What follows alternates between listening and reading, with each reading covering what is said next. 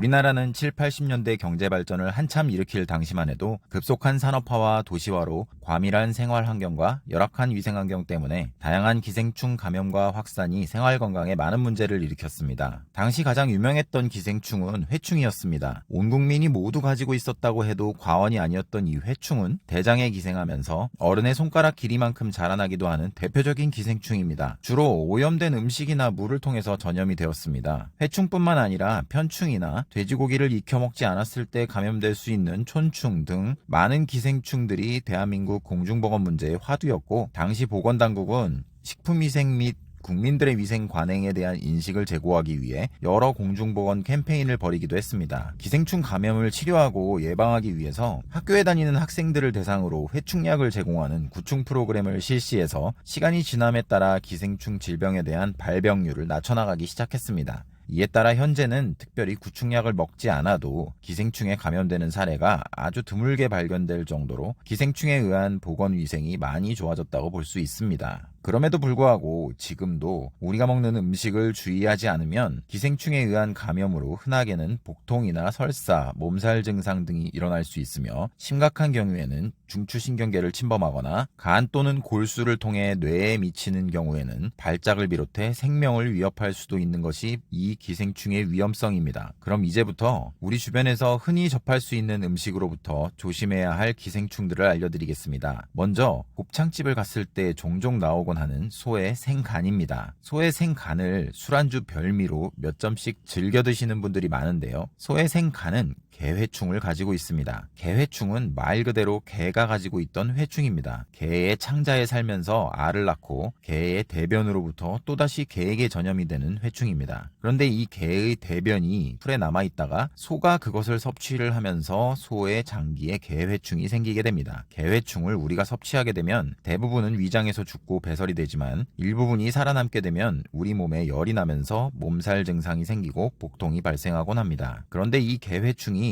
혈액을 통해서 몸속의 다른 장기로 이동하게 되면 문제가 커집니다. 개회충이 눈으로 이동하게 되면 눈이 침침해지거나 부유물이 생겨서 뿌옇게 보이기 시작하고, 증상을 그대로 두게 되면 백내장으로 이어질 수 있습니다. 개회충이 척추를 따라 뇌로 이동할 경우에는 척수염이나 간질환, 뇌경색이 발생할 위험도 있습니다. 일부 연구에서는 지금도 한국인의 5%까지 이미 개회충에 감염되어 있는 상태라고 하는데요. 기생충에 감염되었을 경우 우리 몸의 호산구 수치가 높아지는데, 우리가 피검사를 할 때 이 호산구 수치를 알 수 있습니다. 호산구 수치가 평소보다 높게 나타난다면 약국에서 일반 회충약을 5일간 복용하면 몸속에 있는 이 개회충을 제거할 수 있다고 합니다. 하지만 몸에서 이렇게 안 좋은 증상이 나타나기 시작했다면 병원을 찾아서 검사와 치료를 받고 전문 의약품을 처방받는 것이 좋겠습니다. 개회충은 이 밖에도 오리나 염소 같은 동물의 생간에서도 발견된다고 하니 알고 계시면 좋을 것 같습니다. 다음으로 위험한 것은 민물고기 회입니다. 우리나라는 일본과 함께 날생선을 많이 먹는 나라입니다. 미국 같은 경우에도 초밥을 만들더라도 날생선을 냉동을 해서 사용하는 법을 마련할 정도로 날생선으로부터의 기생충 감염을 철저하게 차단하고 있습니다. 하지만 우리나라에서는 외식을 할 때나 많은 사람들이 모였을 때도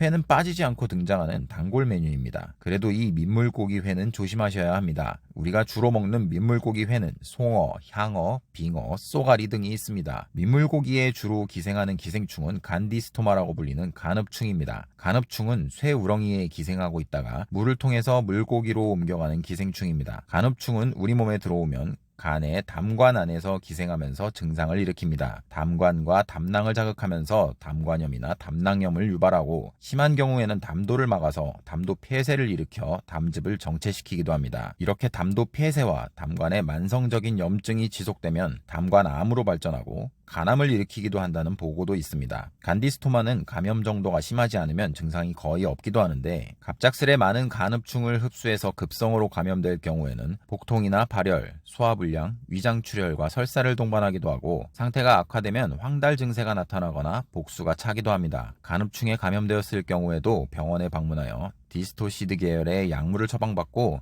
조기에 치료를 받는 것이 중요합니다. 다음은 고래회충입니다. 고래회충은 말 그대로 고래가 최종 숙주이기 때문에 생긴 이름입니다. 하지만 고래에만 기생하는 것이 아니라 민물고기, 바다고기 등 어종을 막론하고 대다수의 어류에 기생하는 기생충입니다. 실제로 한국인들이 주로 회로 즐겨 먹는 광어, 우럭, 연어, 오징어, 고등어, 갈치, 도다리 등의 여러 종의 바닷고기에서 두루 발견됩니다. 고래회충은 사실 물고기에 살에 들어있지 않고 장간막, 그러니까 뱃살과 내장 사이에 모여있기 때문에 살아있는 물고기를 잡아서 내장을 잘 제거하고 내장을 제거한 칼과 도마를 깨끗이 잘 씻어낸 다음에 살을 회로 치면 고래회충이 남아있을 확률이 매우 적습니다. 그런데 내장을 제거한 이후에 칼이나 도마를 제대로 씻지 않고 회를 썰었다면 고래회충이 그대로 회 위에 남아있게 될 확률이 높아지게 되는 것입니다. 고래회충은 보통 우리 위장에서 죽고 우리의 단백질 공급원이 되기도 하지만 그렇지 않은 경우가 문제입니다. 내장에 구멍을 뚫어서 복막염을 일으키기도 하고 큰 혈관을 뚫어버리는 경우에는 복막 내 출혈이 발생하기도 하고 몸의 면역체계가 고래회충에 과민 반응을 하게 되면 장폐색을 일으키는 등의 심각한 후유증이 드물게 발생해서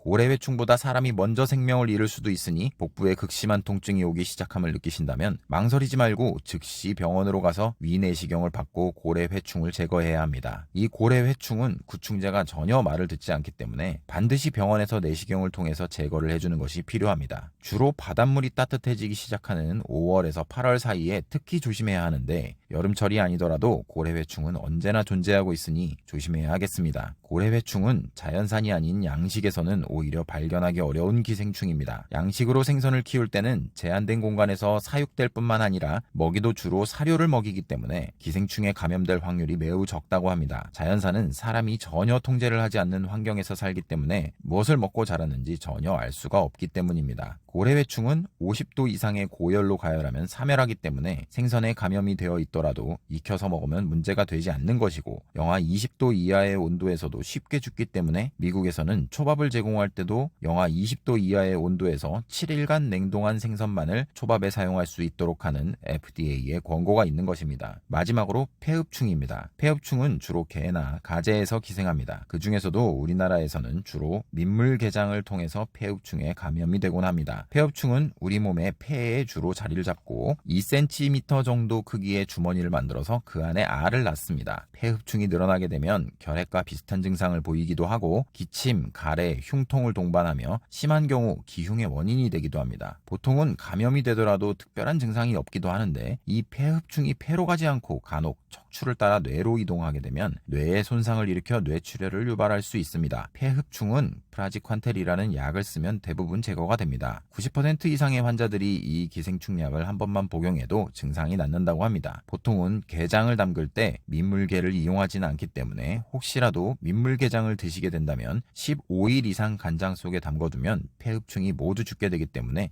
이 점 참고하시면 도움이 되겠습니다. 오늘은 우리가 접할 수 있는 음식으로부터 감염될 수 있는 기생충들에 대해서 알아보았습니다. 가급적이면 피하시는 것이 좋겠지만 이러한 음식들을 즐겨 드시는 분들의 경우라면 위와 같은 증상이 조금이라도 나타나기 시작할 때 가까운 병원을 찾아서 전문적인 진료를 받고 의약품을 처방받아서 건강한 우리 몸을 지켜야겠습니다. 지금까지 시청해주신 영상이 여러분의 건강에 많은 도움이 되기를 바라면서 구독과 좋아요를 남겨주시면 여러분의 백세 건강에 더욱더 도움을 드리기 위해 노력하는 비서가 되어드리겠습니다. 감사합니다.